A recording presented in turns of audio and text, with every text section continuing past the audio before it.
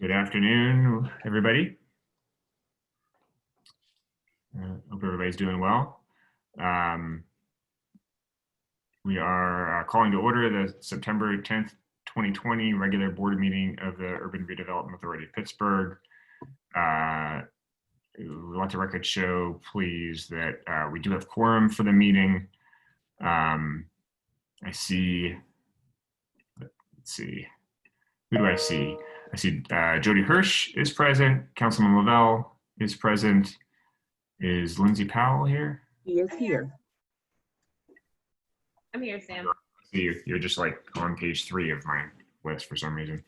And Representative Gainey is absent for today's meeting. 4 of the 5 board members are present, which gives us quorum. First order of business will be to approve the meeting minutes from the August board meeting. Any questions or comments on them? Wait. So moved. Second. Motion by Lindsay Powell, second by Jody Hirsch. Any comments? All those in favor? Aye. Any opposed? The motion carries. Before we get to public comment, do we have that slide about Celeste? Yeah, so notably absent from today's meeting is really a fixture at every monthly meeting of the URA. Celeste Scott, who's a housing justice organizer with Pittsburgh United, really I think has been at every URA board meeting since I've joined the board. Really a just tireless organizer and advocate for justice and affordable housing across the city. And we heard this morning that Celeste is in the hospital, so we are wishing her a speedy recovery and holding her in our thoughts and prayers, and hope that she gets well and gets back on her feet and back into the streets as quickly as possible.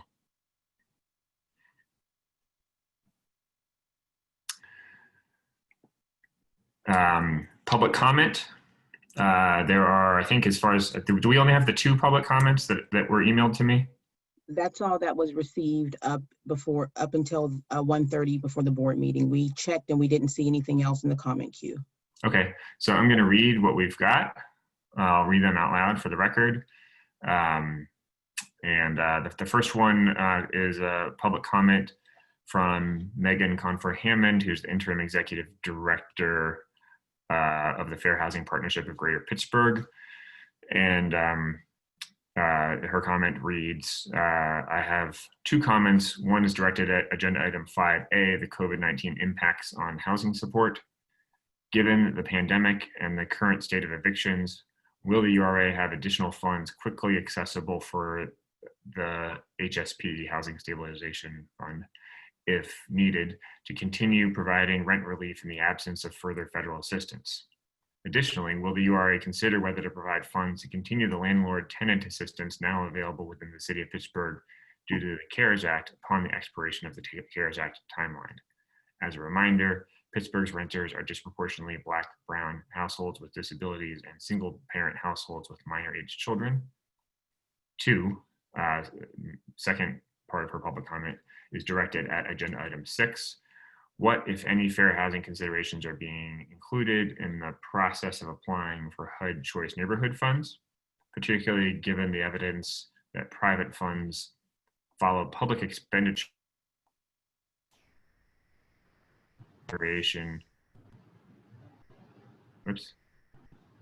Is there consideration to ensure that housing zoning, the inclusionary zoning is in place at Allegheny dwellings and the surrounding neighborhoods prior to the choice neighborhood application? Thank you. So I don't know if it makes sense to address that, the questions that came up. That I think we actually have some updates that address some of these questions, but I don't know, Diamante or Rev, if it makes sense to answer these questions now or as we get to those agenda items. I think when Jessica gets to that agenda item, we can address it. Okay, that makes sense. And then the second public comment is maybe a little bit dated at this point, but I'm gonna read it anyway. It's it's the August, it's a memo from the Lower Hill Executive Management Committee that was actually sent to us in August, and one is their July progress report, which was received right after, I think, the August board meeting, and so it wasn't able to be presented back in August. So I'm going to read that briefly, and then we have a memo from the EMC, which is their August progress report. So I'll read both of them into the record. So the July progress report, again, this was the one this is a month or so old, says, during these challenging times of COVID, the EMC board is working diligently with all Lower Hill stakeholders and the community to reach the best efforts to align CSIP and the community impact plan. A great deal of progress was made with the URA and Partners for Work towards the Hill District First Source Center. Special thanks to the Pittsburgh Penguins, Duquesne Law, and the URA for the Clean Slate and Expungement Clinic scheduled to kick off on August 27th. The Expungement Clinic is needed for residents who want to clear their backgrounds. On the national and local levels, everyone is feeling the impact of COVID, and the same goes for the Lower Hill projects. Our talks with PAR are moving forward, but at a pace a little less than anticipated. We were expecting to receive a counteroffer from PAR on August 1st to the Community Impact Plan. PAR has kept us abreast of their revision efforts to the Community Impact Plan, and that they are working towards fulfilling the goals of the CSIP. Puccini Pollen Group, as well, is dealing with the market downturn due to COVID. With the uncertainty of the markets, it is even more critical for all stakeholders to keep communication channels open. We recently contacted the proposed general contractor, PJ Dick, to build a personal and working relationship. Having conversations sooner rather than later with PJ Dick will allow us to strategize ways to reach the 45% minority participation. Our talk with PJ Dick was cut short due to the request of BPG, Puccini Pollen Group, but PPG advised that once PJ Dick is under contract, they will support all levels of engagement. The EMC is committed to ensuring the implementation of the CSIP and full disclosure to the URA staff and board of directors such that thoughtful and informed decisions that support our end goal can be made. So that was the July report. And then we do have an August report, obviously a little bit more up to date. The August report reads, during these challenging times of COVID, the EMC is working diligently with all Lower Hill stakeholders in the community to reach best efforts to align the CSIP and Community Impact Plan.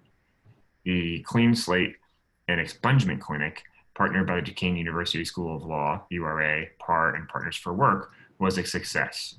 The August 27th webinar was well received by about 61 participants, all of whom plan to follow up with Duquesne University School of Law. We are close to launching an RFQ for Lower Hill pre-development opportunities. Our goal is to release the RFQ by the end of next week on multiple platforms such as the Hill CDC, URA, SEA, Penguins, and the lowerhillredevelopment.com websites. PAR is the sole judge as to which respondents met the evaluation criteria, and PAR reserves the right in their discretion to reject any or all applicants. It will take a joint effort from all key parties to reach the Lower Hill 45% minority participation. This effort needs support from top-down management to bring equal employment opportunities within the skilled labor sector. Our next EMC board meeting, we are pleased to have Tom Melcher, business manager of the Pittsburgh Regional Building and Construction Trade Council, and Jeff Novers, president of the Builders Guild of Western Pennsylvania. Working with the unions and union prep training is one way we can bring economic growth for Hill District residents throughout Pittsburgh. It was recently brought to our attention that several vested parties in the Lower Hill site applied for the Redevelopment Assistance Capital Program, or RACP funding. Per the CSIP, pursuit of all federal, state, and local funding should be jointly applied with the CDC or Hill District organizations. The EMC board nor the Hill District organizations was aware of these submissions. The EMC is committed to assuring the implementation of the CSIP and full disclosure to the Urban Redevelopment Authority that thoughtful and informed decisions are made. And those three really are the only public comment we received for this meeting. I do want to thank the EMC for sending these monthly updates. I think it'll actually be incredibly helpful to us as as we get to the point where we're contemplating future decisions around takedowns on the lower hill or any decisions around the lower hill, to be able to get regular updates and have continued dialogue with the EMC. So I certainly really appreciate that. I think next we move on to announcements and dashboards, right? Yes. So we have 3 announcements around RFQs and RFPs. We will be issuing requests for proposals for tree service providers. We're going to announce an RFP for the East Liberty Housing Fund, which is known internally as ELTRIDA, an RFP to business groups for the Biz Buzz 2020 program grant. So we have a few staff members that will walk the board through these announcements.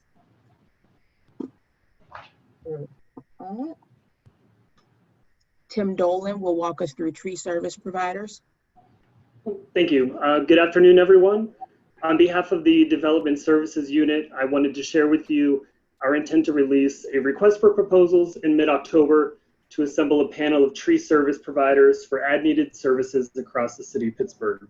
The majority of our current property maintenance contracts do not include provisions for assessing overall tree health and resolving issues related to large trees over 10 feet, which can be problematic for residents adjacent to URA-owned properties. Having a panel of on-call providers under contract will allow us to proactively assess and more timely address emergency tree-related issues in our inventory. We expect to release this RFP in mid-October, and proposals will be due 3 weeks thereafter on our public purchase platform. And once available, more information will be posted on our website and regular communication channels. Thank you. Thank you, Tim. Okay, our next announcement, unless there are questions, Sam. Okay. Sorry, no. Okay. And for me, at least. Okay. So we have Evan Miller, who will walk us through the East End Housing Development Program. Hi, good afternoon, everybody. I'm here to announce that as of Tuesday, we have finalized and approved guidelines for the East End Housing Development Program. This program is part of the East Liberty TRID, and it consists of roughly $3 million in pledged tax increment from the former Penn Plaza site, and it's going to be dedicated solely to the construction or preservation of affordable housing. When the fund was capitalized back in May, we started meeting with members of the community to draft guidelines. Those community reps are what's called the ELTRIDA Housing Committee, and include East Liberty Development Incorporated, Bloomfield Garfield Corporation, the Friendship Community Group, and a representative from the city. After the guidelines were approved by the Housing Committee, the ELTRIDA board then received the guidelines and made a final approval at their meeting just this past Tuesday. The program itself is going to support the new construction or preservation of rental housing that's affordable to households at or below 50% of the area median income, AMI, and for sale housing that's affordable to households at or below 80% AMI. All of the units that receive funding are going to be tied to a 40-year affordability period. And all the development teams must either be comprised solely of a nonprofit entity, or they can be a for-profit developer that has a nonprofit partner. All the funds must be used within the TRID boundary, which is a half-mile radius from the East Liberty transit station. We expect to release an RFP for this program in October. At that point, we will schedule and announce a pre-proposal meeting for potential applicants, and we'll then begin fielding proposals. As the proposals come in, the URA Lending and Investment team is going to underwrite and review the projects, and will then present the proposals to this ELTRIDA Housing Committee. The Housing Committee will make recommendations for funding, and the ELTRIDA board will then be briefed, and they'll have the final approval for this fund. So that's kind of the lay of the land of what this program is and how we got here. So thank you for your time today, and I'm happy to take any questions. Can you just explain briefly the composition of the committee and the board? Yeah, so the committee was formed based on the consent decree that was signed And then the resulting TRID funding plan identifies which community groups are on that committee. And then the ELTRIDA board is made up of various representatives from the taxing bodies that are, foregoing tax income. So the city, county, and school board.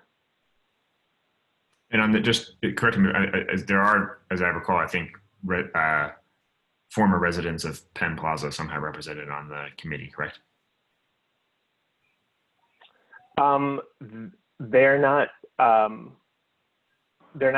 on the housing committee as per the consent decree, but there has been a desire from the housing committee to have the meetings be public, so they'll be able to be present and heard at meetings where we do start to go over projects.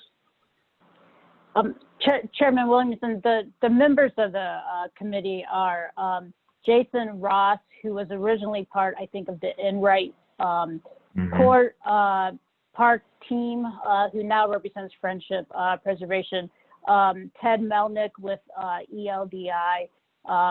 There's a board member from Bloomfield Garfield Corporation who's on the board, and then Marita Bradley with the City of Pittsburgh, Council District 9.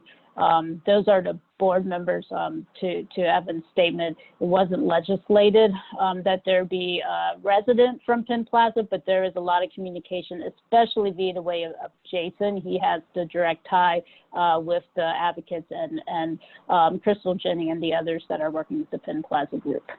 Okay, thanks. That's really helpful.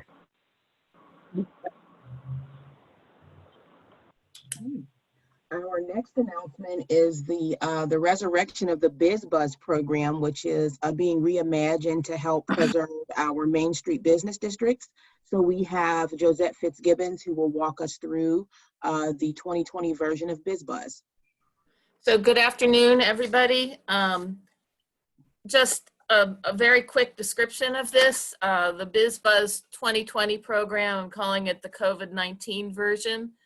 This is a program that we previously had for business district groups to do kind of unique promotion or marketing, and we've made it a little stricter this year.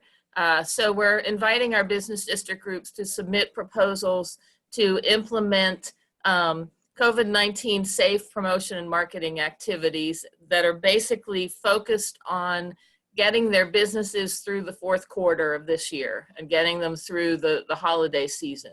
So that could be, outdoor marketplaces, virtual marketplaces, buy local campaigns, anything. This is where we put it to our very competent and creative business district folks to come up with.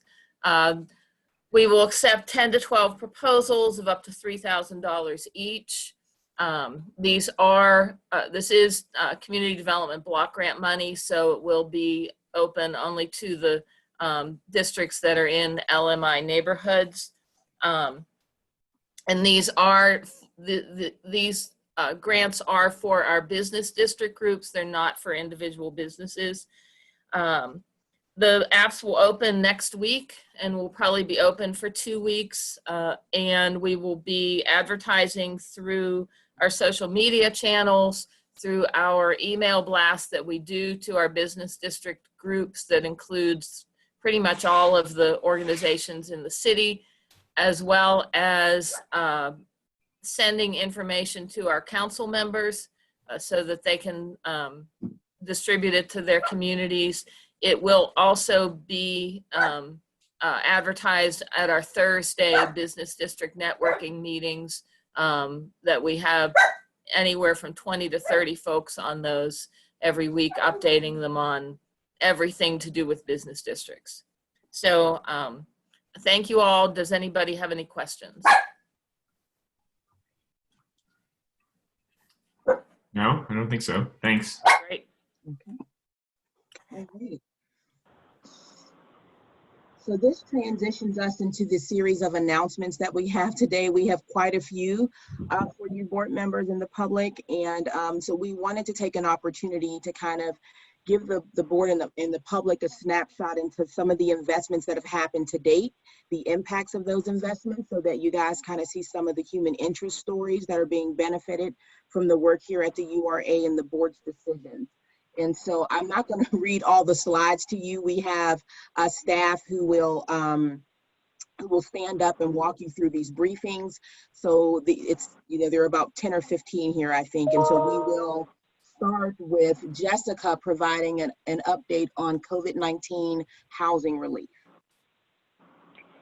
Yes, hi. Thank you, Diamante. Here is our dashboard that you see every month for our COVID response, which is our housing stabilization program, which is the rental assistance and also the mortgage assistance to homeowners and tenants that are in need during this period. You can see that we have received almost 1,400 applications since we count from mid-March. So 1,400 applications from mid-March. The 513 that are ineligible, 90% of them is because they were outside the city. So we are helping almost everyone that applies that live inside the city, and 875 households have been processed or are in the process of being processed right now. You can see it's a $4.3 million program, and 75% of the recipients have been minority head of households, and 76% are women head of households.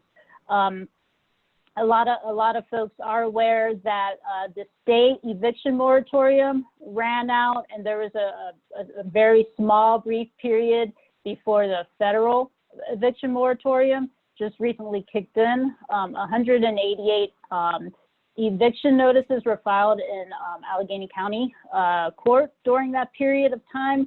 I don't know how many were inside the city and how many are outside in the county. But for people that live inside the city, if they are in the court system, the county court desk, help desk refers them directly to our program, to either Action Housing or the Urban League. They do not need to go through the 311 interest to the program. So if anyone is in that situation, or people that are watching know of anyone in that situation, there is a direct line there for our assistance. Also, to respond to Megan's comments at the beginning of the meeting, you can see our funding in place right now. We have the $4 million, half of that being the CARES funding through CDBG. We expect that this will be enough to get us close to the end of the year. We are, our program is definitely, you can see the numbers, helping lots of folks. We, fortunately, because of the advocates, because of people like Celeste Scott, we had the program set up so when COVID hit, we were more easily mobilized. The county, they have a lot of CARES Act money. They're doing a really great job right now, but they had to create a program from scratch. So we had we were up and running, and I feel like we have the money to get us through the end of the year. You're going to see in later slides, I'm going to talk about, other programs and running out of money on those programs too. So you're going to see a theme appear about, the need for more money in all of these programs as we move forward to 2021. Next slide, Daniel.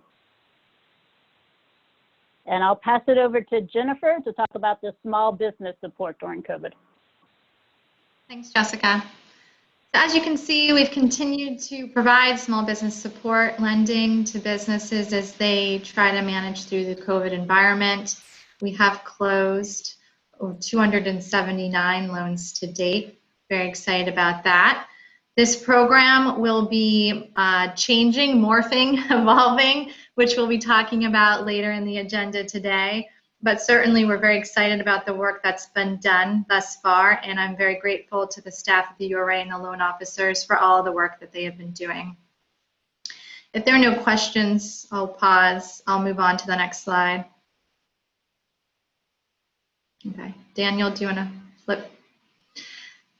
These are our current production numbers for our non-COVID lending that we, as I mentioned last month, continue to do. There is a theme to our highlights. They are both very useful in this COVID environment. We have Eco Refresh, which is a cleaning company that got a microloan assisted by our loan officer, Sienna Kane. And this particular company provides eco cleaning services, so green cleaning services to commercial facilities, businesses that need those services. And of course, now that's needed more than ever. I will also mention one of the really great things about this company is they have a additional mission. They have a partnership with the local women's shelter where they do outreach with chefs to provide meals to individuals who are staying at the women's shelter. So that's a pretty exciting thing about this company. And our other company, Cyto Agents, equally exciting for COVID reasons. They are a biotechnology company that we did finance, and they have created a drug, a treatment that helps your body not overreact, not have an overreaction of your immune response to a virus, which could cause more damage to your body's tissues. So some people, their bodies basically hyperreact to a virus, and that can cause damage to your lungs and other tissues, such as can be found in the coronavirus. So they're doing really well, and we're excited to support them. Any questions on our dashboard? Nope. Okay. Thank you. Then. Daniel, we'll move on. Thank you, Hi. Jennifer, to you and your team for all that you guys have done around the COVID response. It's really been amazing work. Hi, yes, me again. So to talk about our rental gap program, this is a list of the low-income housing tax credit awards that were made last month, that we talked about last month. So you see the 6 projects in 6 different areas of the city that were awarded. We also have 2 4% low-income housing tax credit projects that the URA is working with developers on for the next calendar year, and that is Uptown Flats and Lexington Tech. Additionally, there are 2 more 4% deals that aren't on this list because they already have board approval, but those are Fifth and Dinwiddie Street and Northside properties. So there's a total of 10 low-income housing tax credit developments that will close sometime over the next 9 months. Low-income housing tax credit developments, you hear me talk about this a lot. You know, to build affordable housing at scale, developers have to apply to the state for low-income housing tax credits. It's an IRS credit, which brings in equity. It brings in money to actually build affordable housing at scale. But it's a process to get this. A developer applies to PHFA. They don't hear the result for 9 months. And then once they get the result, if they do get awarded, it takes them another 9 months to a year to close. So they basically need a financial commitment from the URA almost 2 years before they need the money. So when I come in front of the board for approval for loans for these tax credit deals, that usually doesn't happen until the deal is ready to put the shovels in the ground. But we're planning, financially budgeting for the deal, you know, up to 2 years prior. And it's also a difficult budgeting thing because we never know which deals are going to get awarded from PHFA and which aren't. So now that we know what my announcement is today, Daniel, if you can move to the next slide, please. What my announcement is today is we know how much money they needed when they applied to PHFA, and what our soft commitments were in their applications to PHFA, because they can't get credits if they don't show a fully funded budget to PHFA. So PHFA is Pennsylvania Housing Finance Agency. So this is if you look on the slide, you can see that the projects that have tax credits or are getting 4% tax credits need $6.7 million from the URA to get them to closing. And we have through 2020 about $7 million of funding. So we only have about $400,000 more than we need to get these 10 tax credit deals closed, the 9% deals and the 4% deals.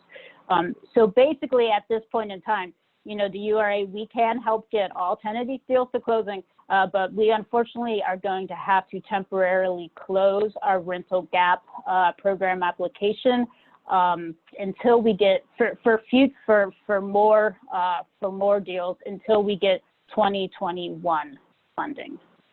So later today, in another part of the announcement section, I'm going to talk about the allocation plan process, the timing for getting a 2021 HOF allocation plan to the URA board and the city council. And it's going to be very important that we stay on that, timeline that I disclosed, so that we can get funds in place so we can reopen the rental gap program. But for 2020, in order for us to close these, we're going to have to close the financing for this. We're going to have to temporarily close the application. And over the next 6 months, you'll see me and my staff here at the board with these deals presenting the final financials for them and getting the final approval for these loans. Are there any questions? No, thank you. That's really helpful overview and background. Thanks. Daniel, if you can go to the next slide, please. I have a similar type of update for our Homeowner Assistance Program. So our Homeowner Assistance Program, just in recap, is the program where Pittsburgh's homeowners, underneath 50% AMI and for HAP plus 80% AMI can apply to get up to $30,000 worth of repair done to their house. The URA always had home repair programs, but this HAP was created specifically with HOF funding about 1.5 years ago. And the demand for this program has just been sky high. Since for over the last 1.5 years, we've received over 300 applications. And this program is very, very time sensitive, not just for URA staff, but for our contractors and everybody involved. We use 6 nonprofit contractors and 4 for-profit contractors to do this work. To date, 36 have been complete, plus 24 additional projects through the roof-a-thon. So we have about 60 projects complete. Another 90 projects are in the bidding or under construction right now. But that leaves about 150 that are still on the waiting list. And also you can see here the race, 64% African-American, and you can see the gender, 77% female head of household of the homeowners that we've been helping with this program. And you can also see a before and after picture of some of the work we do. Concrete Rose Construction is mentioned on a couple of these slides. They are a woman MWBE minority and a woman business that does a lot of these houses for us. Next slide. But because we have 150 people on the wait list, unfortunately, we are going to need to temporarily close the application for this program as well. We are also going to start using some CDBG, Community Development Block Grant, in addition to the Housing Opportunity Fund money, so that we have enough funds to cover everyone that is on our wait list right now, but it's going to take us a little while to get through everybody. So unfortunately, I'm here to say that we are temporarily closing our application, but once again, in a similar theme, as soon as we get 2021 funding for this program, rather that be HOF funding or more CDBG from the city or any other funding sources, then we will be able to reopen it. Additionally, Daniel, next slide, please. Related is, in addition to funding, we could get through the wait list a little bit faster if we had more contractors. And now that we're moving over some CDBG, we have some funding to use, for these houses. So we need more contractors. So if anybody is watching, knows any contractors interested in the program, please have them contact Corey DeRico, our Construction Quality Control Manager, at 412-255-6689. We especially need lead-based paint certified contractors because the CDBG is going to require lead-based paint rules and restrictions. But you can see the other things that we're looking for in contractors. But we will work with contractors. We want to be able to help, startup contractors as well and MWBE contractors. So this is just sort of a plea for more contractors, please. Any questions? I have a question, Jessica. I know there are probably a lot of factors that need to be considered for this particular answer, but I know that the URA is looking for other sources of funding for the rental assistance program. How long do you foresee it being temporarily closed? I know that's hard because there's probably a lot of factors, but it is hard. But based on the size of the list, I would say we're probably talking about at least 6 months, because in about 6 months we should have hopefully new HOF, funding being transferred from the city, and that will also give us time to get caught up, because it's both a contractor issue and a funding issue at the same time. So I would say in about 6 months, we might hopefully be able to open it back up. Yeah, I mean, clearly the demand for affordable housing capital and for funds to support both homeowners and individuals in need of rental assistance, it continues to far outpace what's actually been appropriated, whether it be by the federal government or the city government for these uses. And so I'm sure this will be an ongoing conversation as we get closer to budget time for next year also. Yes. We're reaching a lot. I mean, this is incredible work. I mean, just the numbers that you've presented are pretty amazing, and no one else is feeling this need at this particular time in the city right now. So it's amazing what we've been able to do, and the number of units we've been able to support the construction of, and the number of people, homeowners and otherwise, that we've been able to support through this really, really difficult time for our city. But clearly, like the demand is pretty severe and not getting any better. Yes, that's absolutely correct. I mean, Megan spoke to, the need on the rental assistance side, and then the need on the rental development side to keep trying to fill that gap of about 20,000 affordable units, and now the need on the homeowner side. It's basically happening on all three ends. Yeah.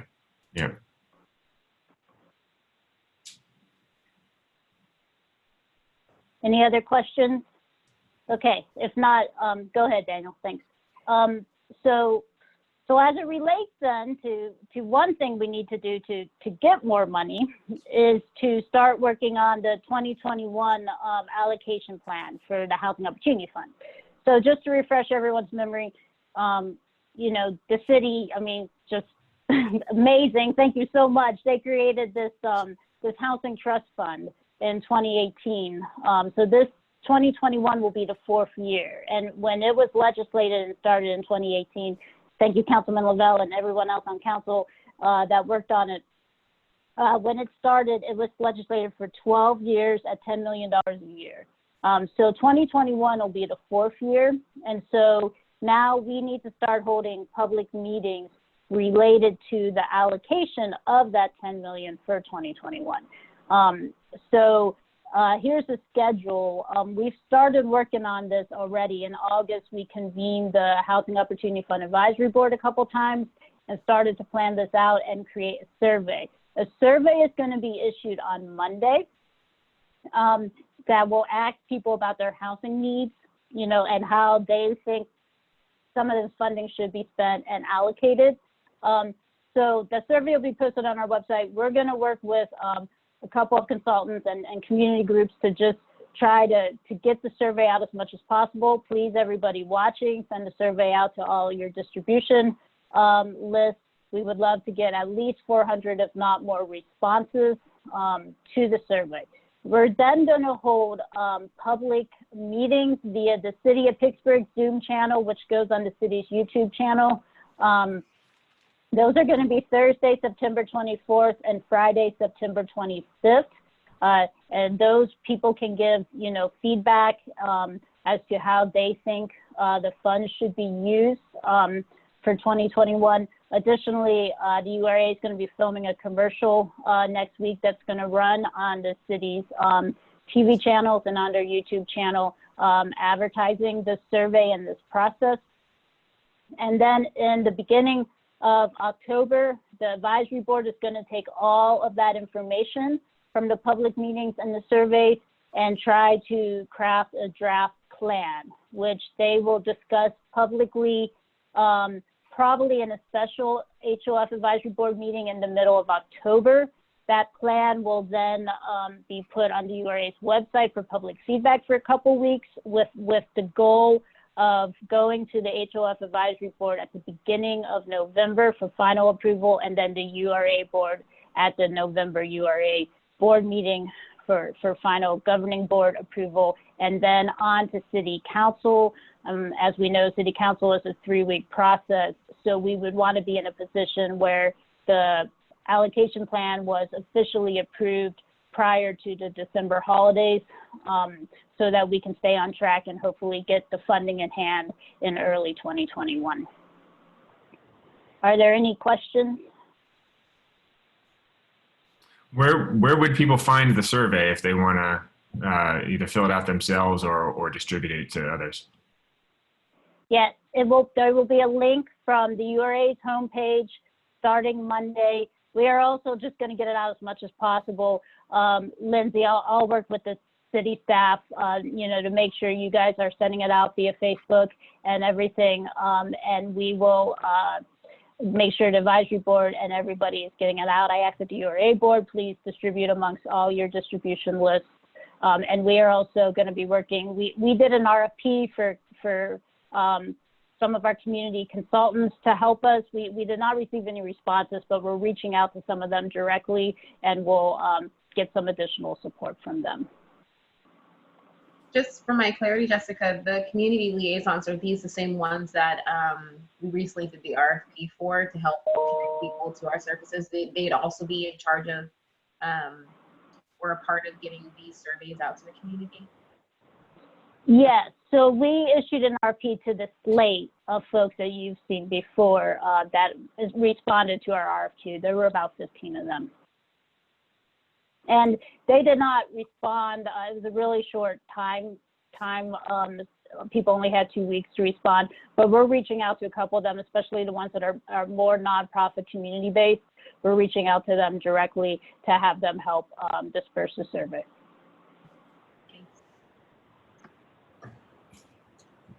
Great, thank you. Okay, and then another announcement, Allegheny Dwellings Choice Neighborhood Planning Application. This was originally in the authorizations, but moved to the announcement section because we are within guidelines.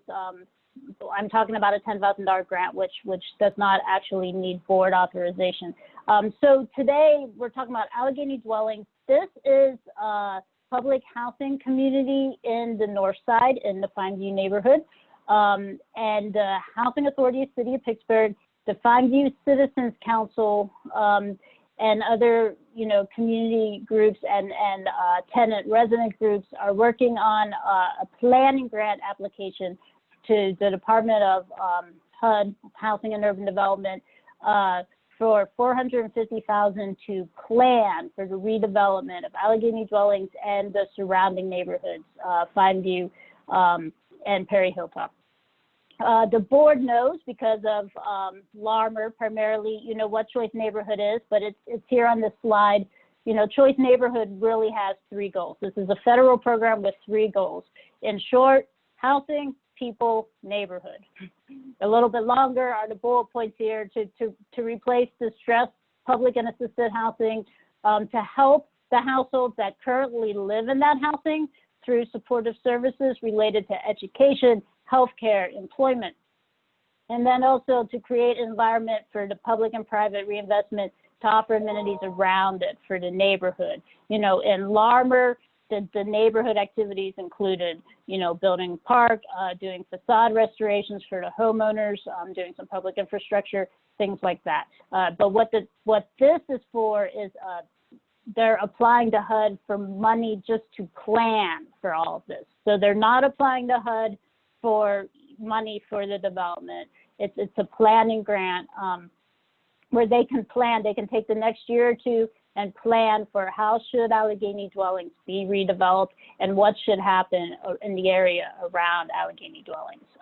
At this point, we are a little unsure what the URA, what our authority's role is in this, with the exception that they have asked for $10,000 to go to the plan, which the URA is willing to support, but we will spend the next month or two working with the Fairywood Citizens Corporation and the Housing Authority to kind of figure out, what is the URA's role, especially as it relates to the neighborhood improvements and to the housing.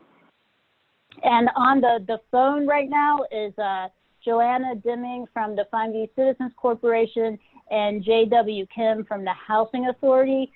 Joanna, are you there? I am. You hear me? Would you like to say anything? Yeah. Just Go that ahead. we really appreciate your support. Hope you will serve on the steering committee if we're selected. We're thankful to the Housing Authority for their support as well, for co-applying with us, and look forward to working with the residents of the tenant council and the dwellings regarding this planning process and future developments for their homes and the broader community. Thanks, Joanna. Thanks, JW? thank you. Sorry, go ahead, Jessica. JW from the Housing Authority, are you there? There you are. Good afternoon, Go everyone. ahead, JW. Yes, I'll give you a very brief background of this application. So in mid-July, HUD, U.S. Department of Housing and Urban Development issued the funding availability for 2020 Choice Neighborhood Planning Grant. And then in the mid-August, last month, the Fairywood Citizens Council and then Bureau Foundation proposed to Housing Authority to apply for this year's planning grant to help revitalize their neighborhoods, and then the redevelopment of Allegheny dwellings public housing. We currently have 175 units public housing in Allegheny dwellings after we completed the first phase of development last year. So to support from our leadership, to support these grassroots efforts, Housing Authority agreed to participate as a co-applicant for this grant application, and the Fairywood Citizens Council will be the lead applicant, and then Bureau Foundation is the largest leverage funder, and then the Heinz Foundation and then the Highmark Foundation are also other large cash leverage fund, the partner for this application.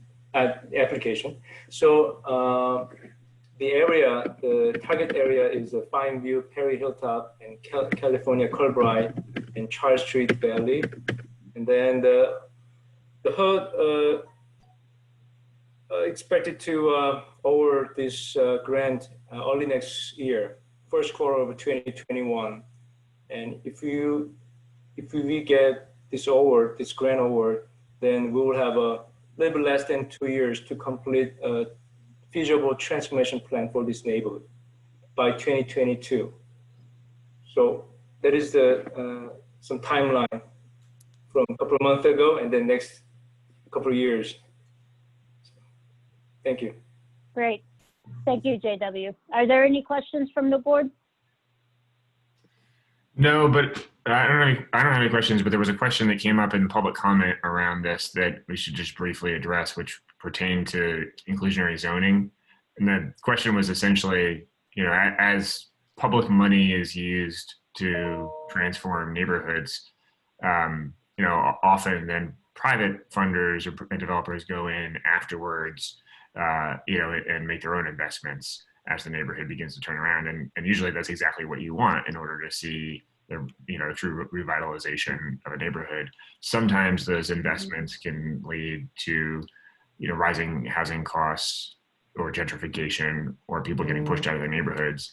And so the question was around that process and whether inclusionary zoning would be considered for the neighborhood as part of this process. And I just want to note that's the planning commission and city council question. The URA doesn't have purview over things like inclusionary zoning, which is really legislative. Inclusionary zoning is for the public would be a requirement that private developers, as they're building new housing in the neighborhood, would have to set aside a certain percentage of units to be affordable. So whether or not there will be inclusionary zoning here, or whether, that could be in theory something that is discussed as part of this 2-year planning process, I suppose. Exactly.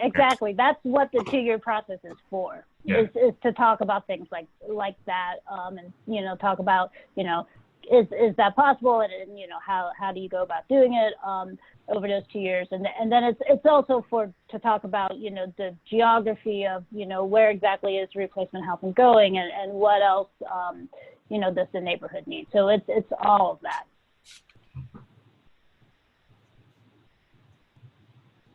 Any other questions? Okay, well, thank you, JW. Thank you. Good luck. Great. Thank you, Jessica. So the next item that we have to update the board on is the Center Avenue Round 1 community meetings. Maya Fuse is going to walk us through this item. Hi, District 6 will be hosting a virtual community meeting on the 29th via Zoom at 6. This is a series of meetings to solicit feedback from Hill District residents on the Center Avenue RFQ process for round 1 prior to final board recommendations. These meetings will be held on an as-needed basis, and I can take any questions if you have any.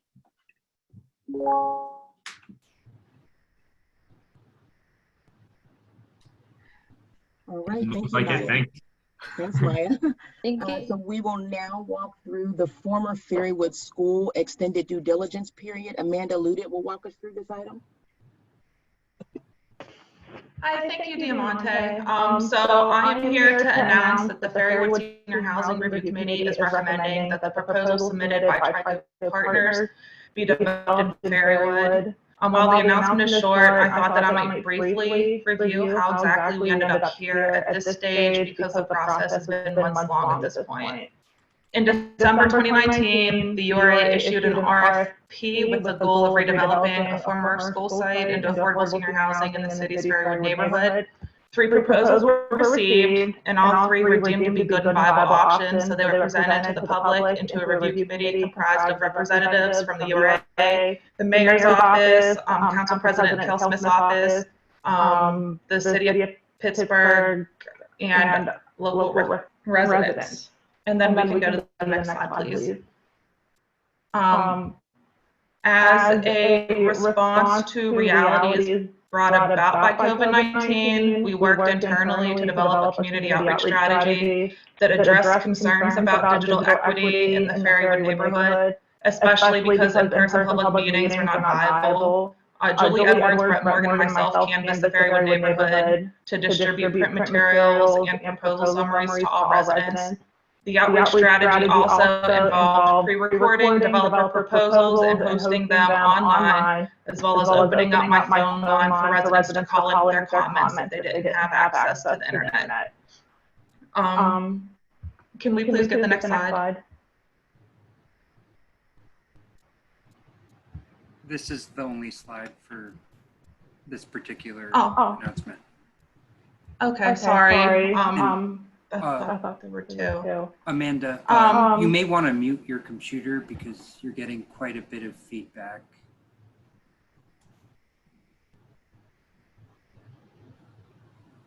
Like if you have speakers on. Sorry, can you hear me now better? Is it working now? Yeah, we can hear you. It's just real echoey, so I don't know if you have. Yeah, I'm not sure why either. Let me actually just turn off my headphones. I'm sorry. That's okay.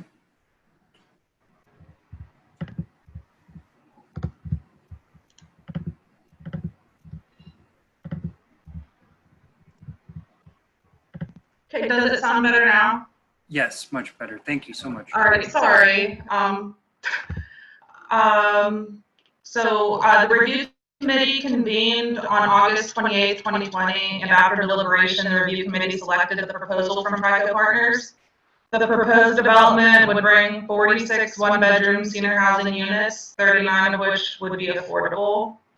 At this time, an extended due diligence period with TRICO partners is appropriate, due in large part to uncertainty concerning when LIHTC applications will be made available. Using our best estimate, the PFHA funding cycle opens in November 2020. Construction may begin as soon as spring 2022.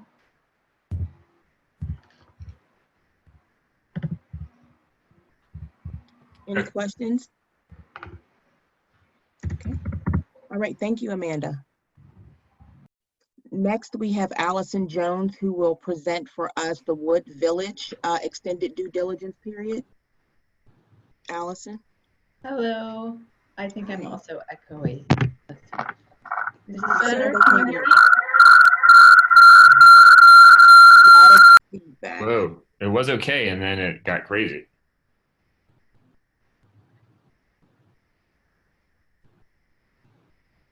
Okay, I'm gonna try again. No. So I think she's going to have a little bit of difficulty. We'll allow her to get her her audio issues remedied, and so I'll walk us through this, and then I can jump in. I know a little bit about this project. So yeah, this project is kind of a follow-on to the Woodhouse development, and it's a infill, mixed-use infill with a percentage of affordable housing. I think it's 20% of the units are set aside for affordable. I'm not sure what AMI level, but I want to believe it's 60 to 80% AMI. It's a pretty interesting project in that it's a modular green construction.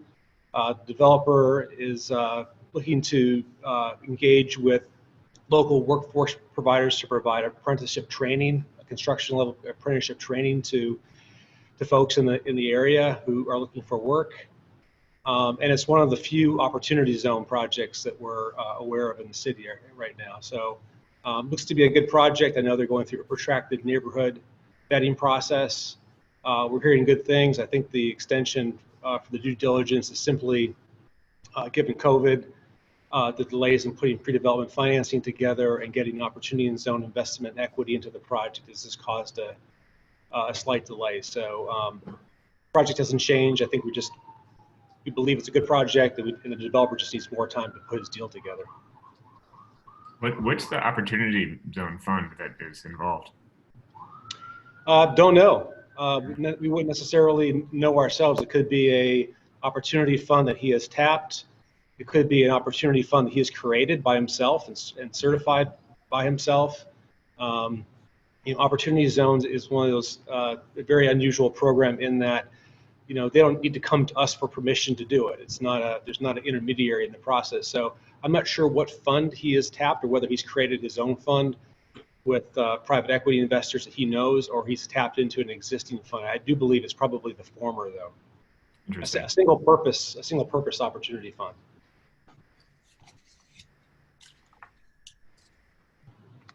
Okay, thanks.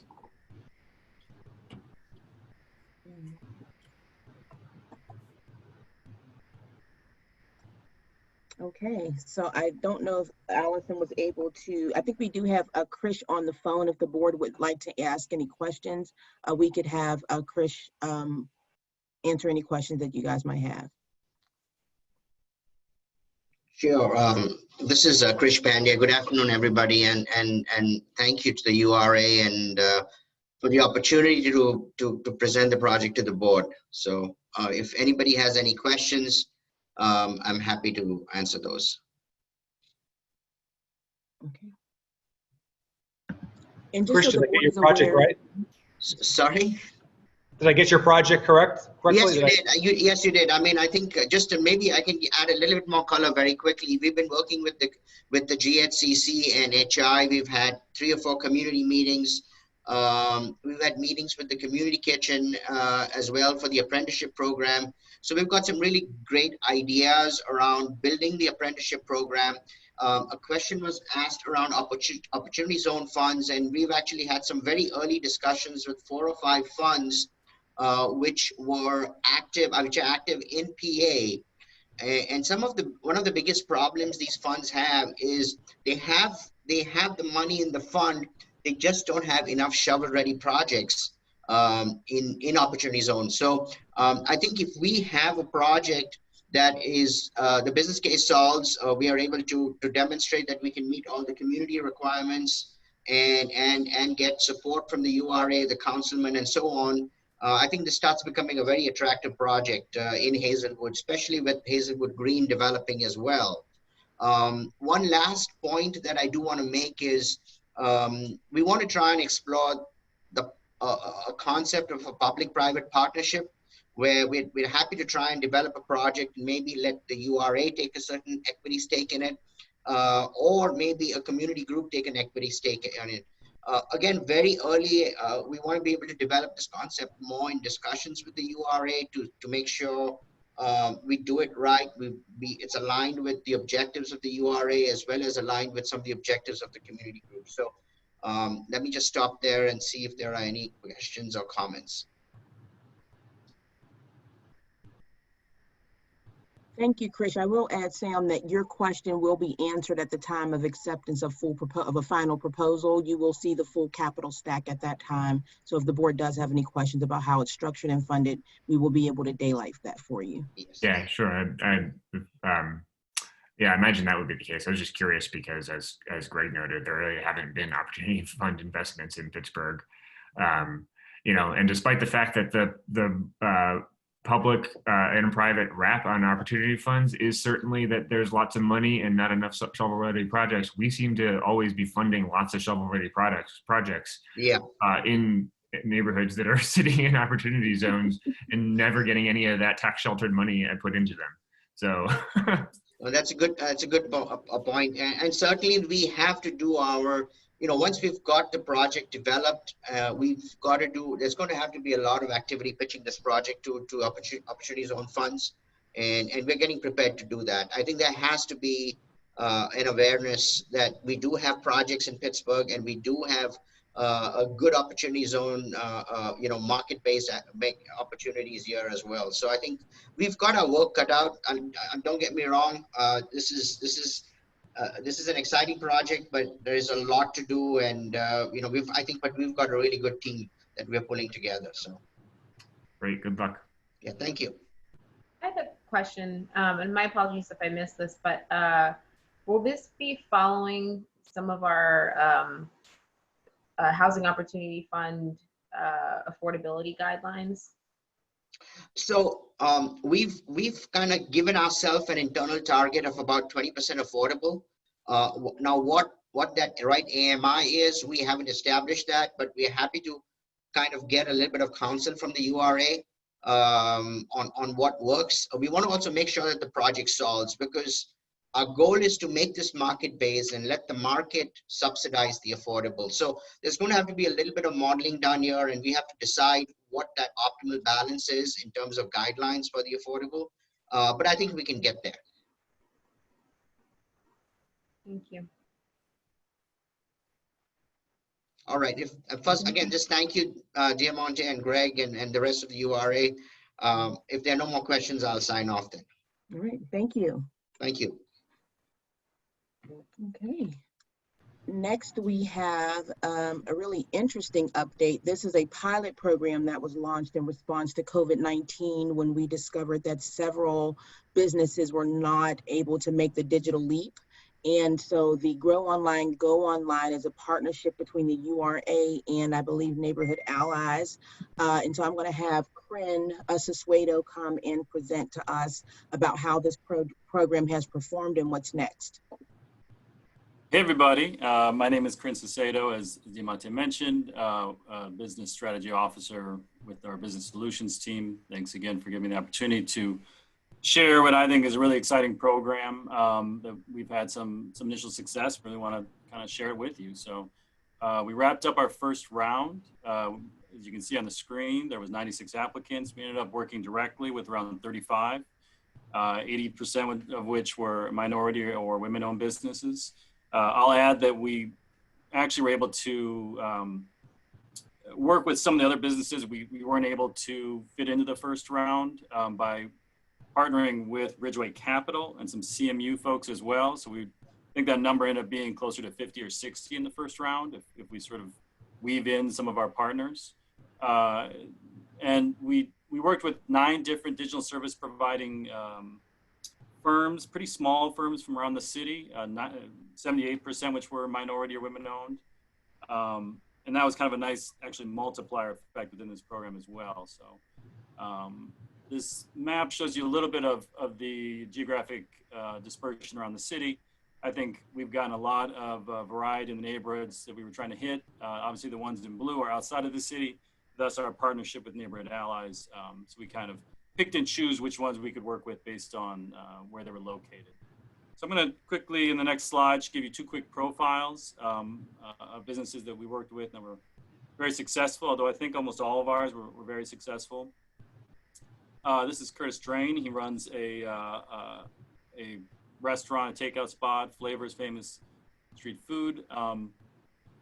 He like all these businesses we worked with, had to pivot really quickly. That was the point of this program, is right when COVID hit and folks couldn't get any business in their doors. We were there to kind of help them figure out how they could market or actually execute sales online. So in this case, Curtis was really focused on social media and really doing more branding, more marketing. And we connected him with Bernard Alexander, who we work with a lot from the Minority Networking Exchange.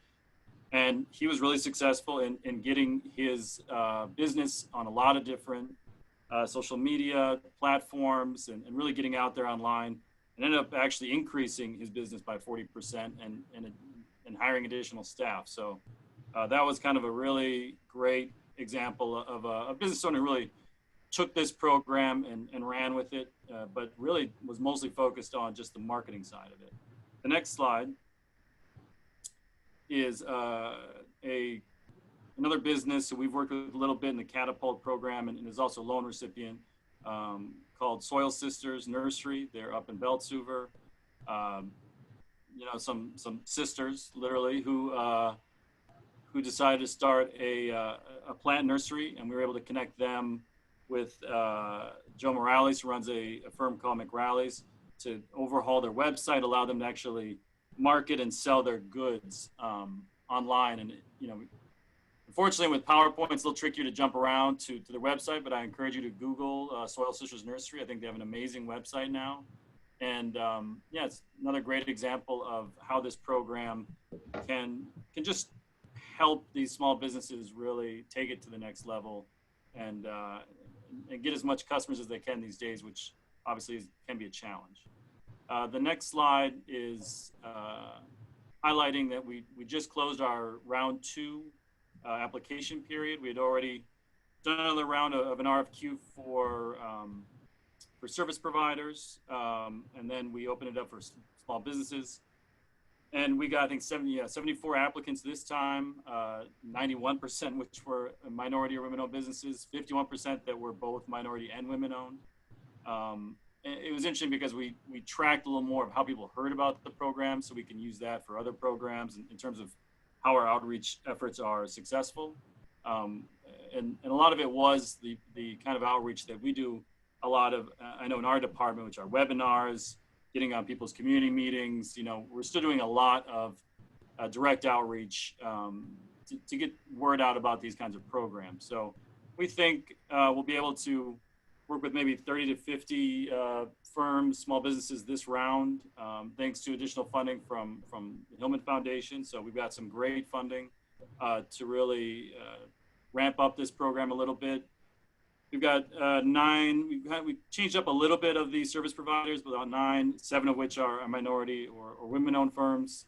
We learned a little bit from the first round. To be honest, a lot of our participants, the businesses were pivoting based on, you know, the green to orange, and had some challenges focusing on the program. So we're really going to work with the businesses to vet them and make sure they're in the right place to utilize these resources. And we're going to try a cohort model as well for some of the social media. So I'll just do a quick acknowledgement of Josette Fitzgibbons from the URA, who's done a great job with this, along with Henry Horn-Pyatt from the city and Demi Kolke. And then a quick shout out to both Executive Director Flisram and Deputy Director Walker, because I mean, I sent them an email in I think March or April saying, hey, how about an e-commerce program? And to their credit, they quickly said, yeah, let's try it out.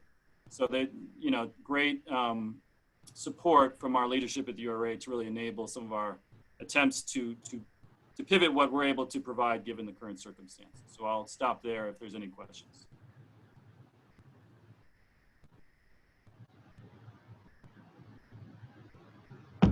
Grant, I don't hear any questions, but I do want to just give the team kudos for thinking outside the box during what was a very high stress period. And I'm excited to see how this has evolved and very thankful for the board's initial investment to pilot this.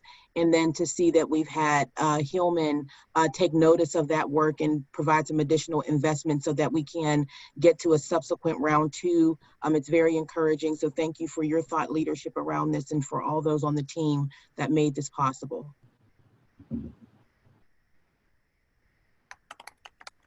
All right. Okay, so we are now segueing into today's voting agenda, Sam. So we are going to present a few items under the commercial lending and investments category, development services, business services, and then agenda B in totality. So first up, we have Jennifer.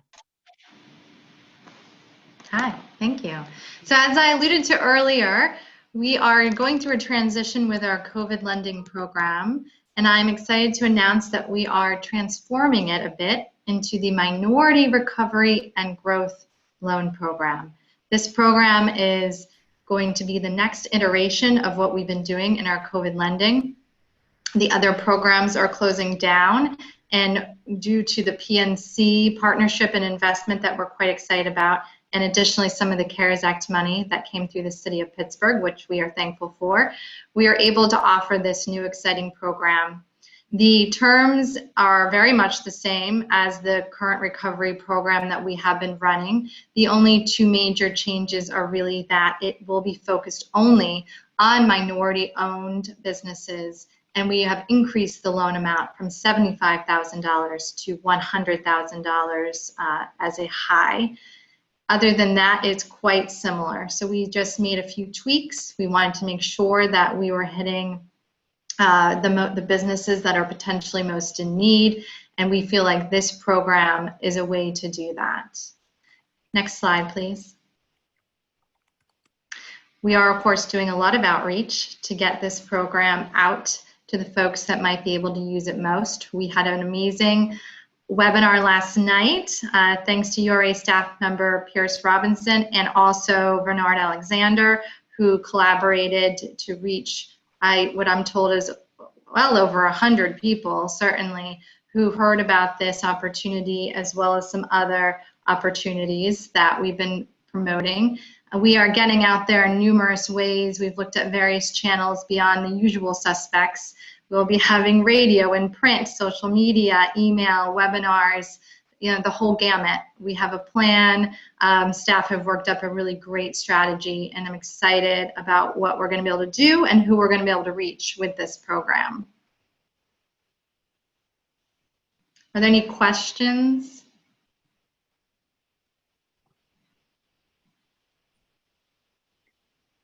No? Any questions, comments? How soon will the funds be available? They're available now, so the program is open. Thank you.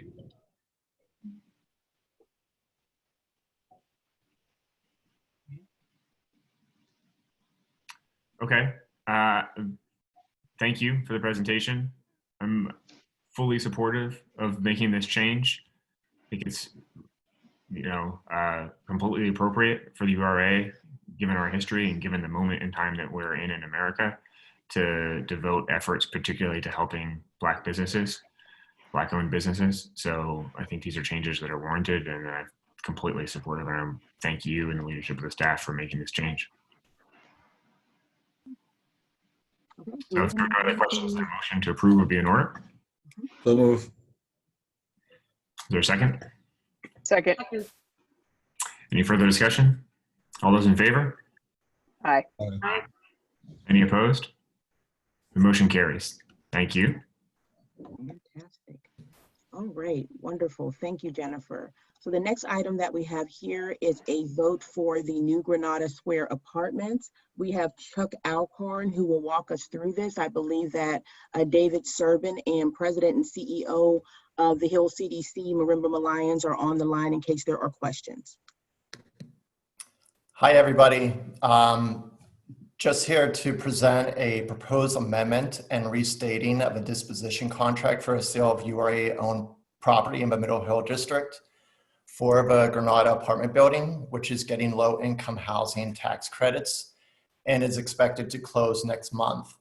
The apartment building and commercial space were already approved by the board in March of this year for financing and conveyance of property, but a added element has come up since then, which is a new parking garage facing Wiley Avenue behind the apartment building.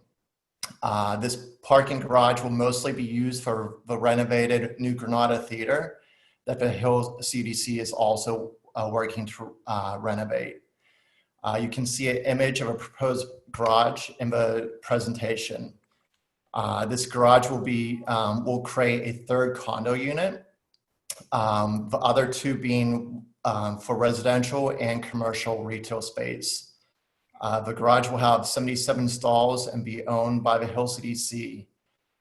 Before any construction can begin on the garage, final drawings and evidence of financing will be brought to the URA board for approval.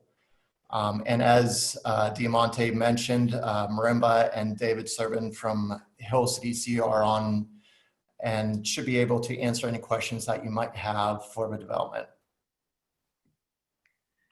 Marimba or David, you want to add any details? Sure. I don't see that Marimba is on. This is David Servin. I just want to say thank you to everybody for the work that they did. This was a creative effort, a little unusual how we were able to put it together.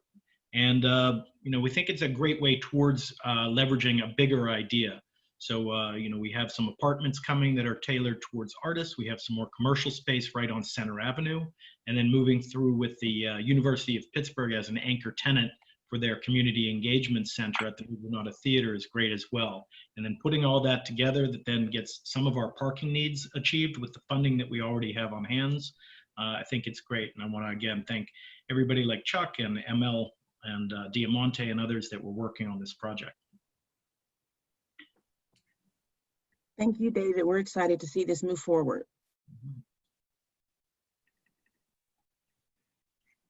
Okay. See, Marimba is on panel, so I don't know if you want to add anything, Marimba. I think David covered it all. Just wanted to express, thanks and be here to answer any questions. Thank you. Okay, thanks. Any other questions or comments from the board? Motion to approve. So moved. Is there a second? And a second. Any further discussion? All those in favor? Aye. Aye. Any opposed? Motion carries. Thank you. Thank you. All right. All right. Moving I think on. we have Corinne again Yep. for the Commercial Lease Matching Assistance Program. Everybody, again, this is Chris Aceto again. So this is another program that we're trying out to see if we can provide another approach to assisting businesses that are obviously struggling these days. And to be honest, I think we have obviously a lot of great programs, a lot of great loan programs, but we're also looking at ways that don't add to the sort of the debt of some of these small businesses. So in a way of trying to maximize how we could actually reduce those fixed costs on businesses, we're trying out a program that essentially incentivizes landlords to give their commercial tenant a temporary reduction in their lease rate. So like with a lot of our programs, we're trying the sort of matching structure, very simple dollar for dollar match. If a landlord reduces their rent, we will match that reduction. Again, it'll end up benefiting just the business owner. So this is mostly a landlord who understands the kind of perhaps situation that the business is in, and really is willing to give them some flexibility. Quick example: if store ABC's rent is $1,000, and the landlord agrees to reduce the rent by $200, we would match that $200 reduction. So the business would end up actually just paying $600. So that's kind of the way this thing would be structured. We're capping it at $333 per month. So kind of a simple $1,000 cap over 3 months. The expectation is that it's a 3-month commitment. We are starting with a budget of 40,000. So we think we can help probably between 40 and 60 businesses. I mean, obviously these are kind of brick and mortar businesses. We'd like to give some preference to those neighborhood serving business district entities, but we're not excluding other businesses if they want to make the case for the need for this as well. The way it's structured, kind of like our rental assistance programs, the money technically goes directly to the landlord, but the benefit really is to the tenant. So we're doing some outreach. We've already gotten a lot of word back that there's some interest in this. We think we can get it out the door by October. And I guess it's one of these kind of like, we're going to give it a shot and see what the feedback is or what the response is. And, you know, if it's really successful, maybe we'll come back in 3 months if we're still in this crisis. It is meant to be a strictly COVID related program. But, you know, again, we're just trying different things to reduce the cost burden on a lot of our small businesses in the city. So I'll just quickly acknowledge Tom Link, our director of our business solutions, who's been really open to these kind of creative solutions and programs to help small businesses. So I'll stop there if there are any questions. And I have a question, and I might just be missing it. What is the additional benefit of giving that funding to the landlord versus the tenant? That is, it's a good question. I think the advantage is, one, because our audience is really getting landlords to participate in this program, it gives them the assurance that the money gets to them. Secondly, it's just a little bit easier to function, but if you can think of an alternate path, we're open to ideas, but currently that's how it works with our housing programs, and that's the model we were going to follow. I'm not sure if there's also a concern about imputed income in the form of a grant. I know that there were some concerns around that. I'm not sure whether or not that was addressed, and that was another reason why it was sort of seen as rent subsidy versus being given as an actual outright grant. Okay. Yeah, I think my question was just the agency of the individual business, like if their rent, and again, you know, there may be a technical reason why giving this funding to the landlord would be better, but for, say, a small business, you know, that needs to decide between paying, you know, electric versus the actual rent, would giving that relief to the landlord, that in that instance, giving the relief to that landlord wouldn't help the issue at hand. But again, I just thinking out loud, I'm not kind of just thinking through why one or the other. Yeah, I would just note that I think we were looking for leverage. So I mean, if utility companies said, hey, we'll do a matching program too, maybe we would talk about that. But in this case, we think there's a little more leniency working directly with landlords. So they'll match our subsidy with kind of their subsidy. Gotcha. Yeah, I think it's the landlords to not go after the full rent that's owed, right? We're trying to get the landlords to waive a third of the rent themselves. That's right. Yeah. So how would a small business that is struggling to pay its rent in this environment, how does the business owner make an application or engage with this program? Do they reach out to the URA and then tell us who their landlord is, and then we directly contact the landlord, or do they have to negotiate with their landlord on the front end to ensure that the landlord is willing to participate? And our assumption is it would be on the front end. They would do that initial conversation, and we could provide them with the material. We're also going to try to do outreach to our business districts and their connections with landlords. But yeah, I think it'll go kind of both ways. Some landlords, some businesses were contacting their landlords. So yeah, well, I guess we'll see. But I'm open to any ideas as well. Yeah, so it sort of relies on two premises: the landlord agreeing that like getting 2/3 of the rent is better than no rent, and the small business being able to like actually pay 1/3 of the rent, you know, and still meet all their whatever their other overhead and expenses are. Exactly. Yeah. So, I'm sorry, Sam. I didn't realize you were still going. No, go ahead. So this, you said it was for how many? 3 months?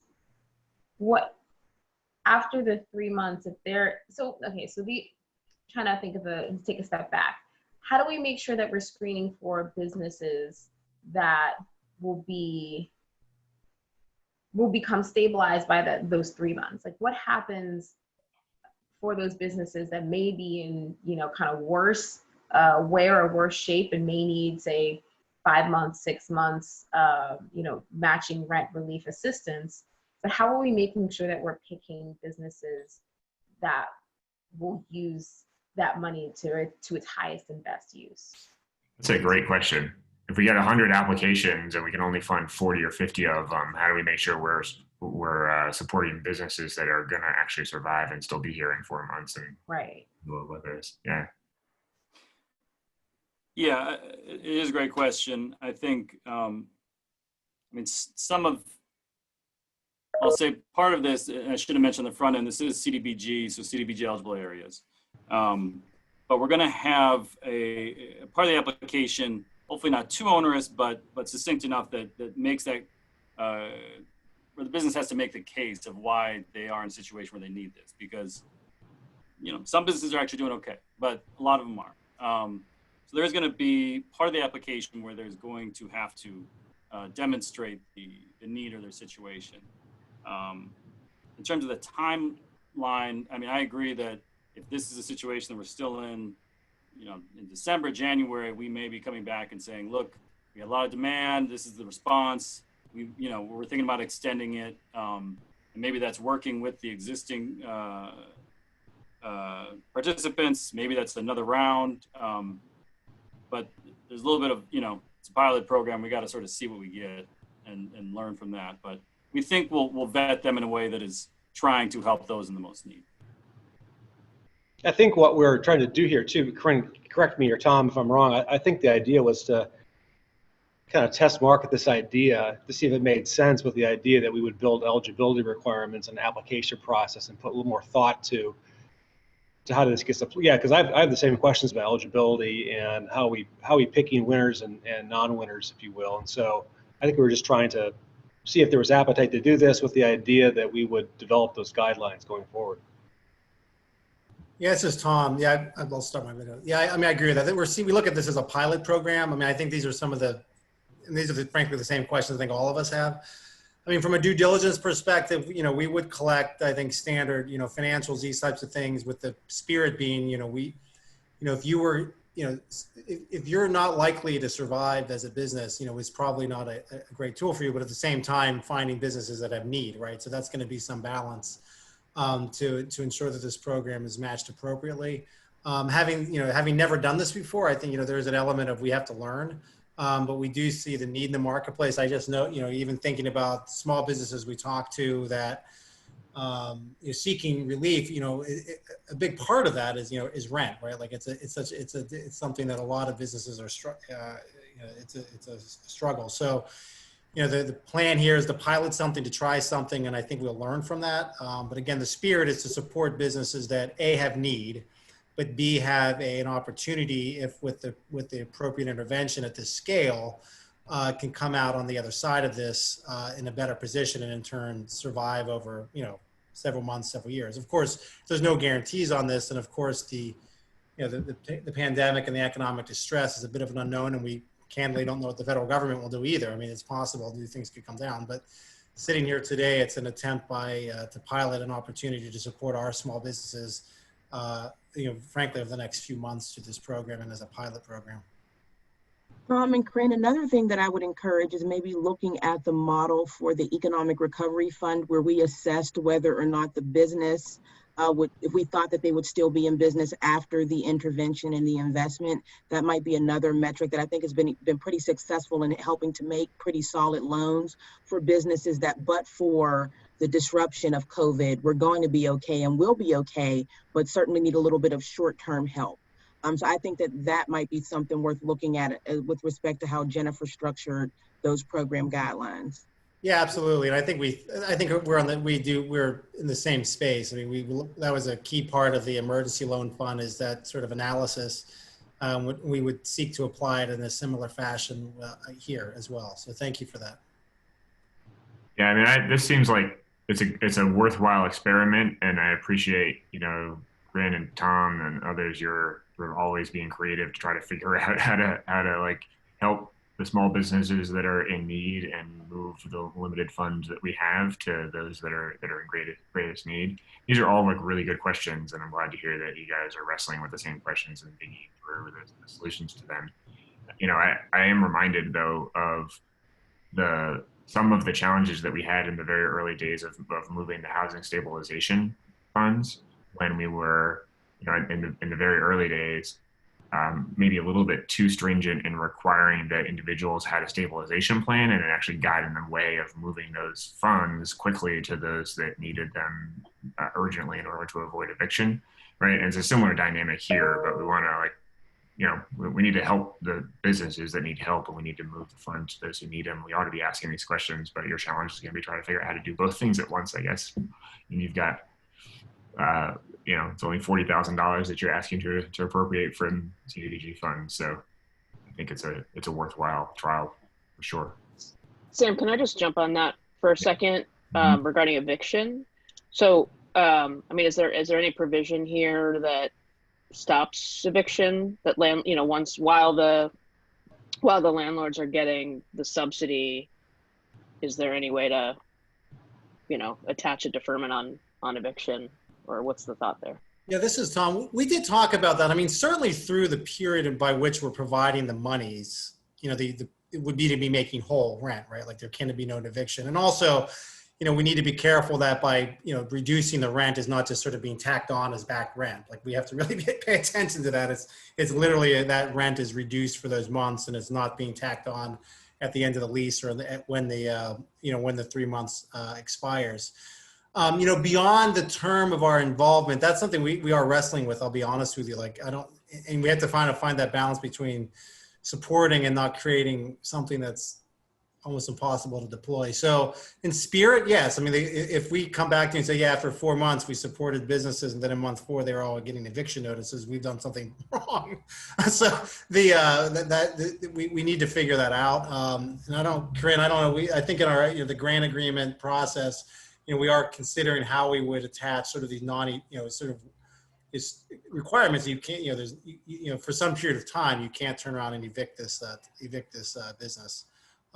Certainly through the months where we're providing the monies, there would be no opportunity for that. But then for some time after the subsidy was provided, is there some sort of limit on what can be done in terms of an eviction? Yeah, the rent increase could happen after that. At the next term too, right? It wouldn't necessarily be just at the end of the subsidy. Exactly. Yeah. Just reiterate that we're trying to learn from what the Housing Opportunity Fund did, and some of the feedback we got from them was, here's you kind of how you walk that fine line in terms of getting landlords to participate, but trying to have some of those elements in place that they're not, I guess, abusing the program. A coworker commented that it takes like 3 or 4 months just to get someone evicted these days. So, in some ways, maybe we just stop them from starting the process. But if they haven't started the eviction process, technically they couldn't probably get them out the door before the end of this program anyway. But all things that we're trying to work out. Again, we're trying to launch in October. So this is the kind of fine-tooth elements that we're hoping to work out, particularly with legal. In the next couple weeks. Yeah. Corinne, this is Nathan Clark. Just wanted to add that those kind of conditions that that Jody brought up are another good reason to provide this money to the landlord, because then we'll be in privity of contract with them and can add some of these conditions to the grant agreement. Yeah, that makes sense.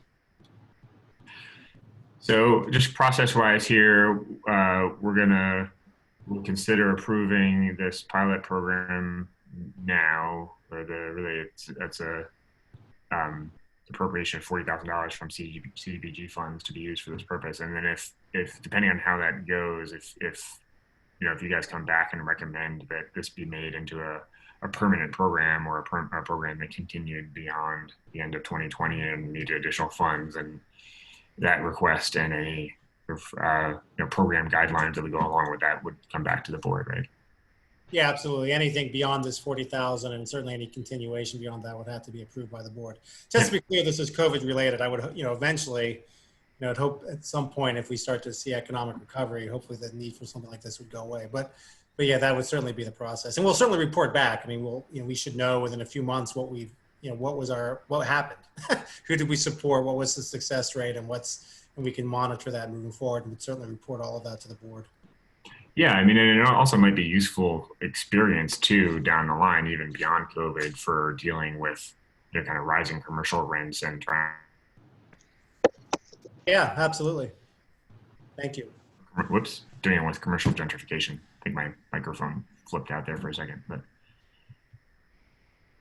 so, any other questions or comments from the board?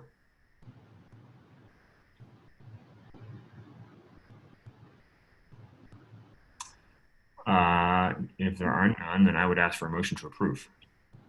So move. Second. Any further discussion? All those in favor? Aye. Aye. Any opposed? Motion carries.